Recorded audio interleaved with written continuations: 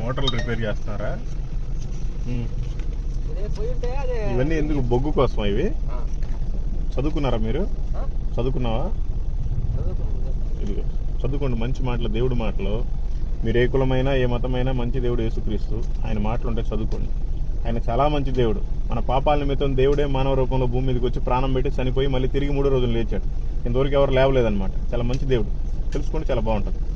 మీరు చదువుతారుగా, తెలుగు చదువుతారుగా, ఇది బైబిల్ కూడా చదువుకుంటే చాలా మంచిది. ఈ లోకం శాశ్వతం కాదు. ఏ రోజు చనిపోతామో తెలియదు. చనిపోతే 2 పైన, ఒకటి స్వర్గం, ఒకటి నరకం. స్వర్గానికి వెళ్ళాలంటే యేసుక్రీస్తు మాత్రమే మార్గం.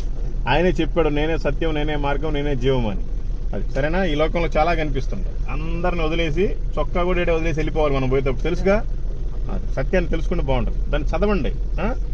దేవుడు నిన్ను నీ కుటుంబాన్ని దీవించును గాక. ఆమేన్.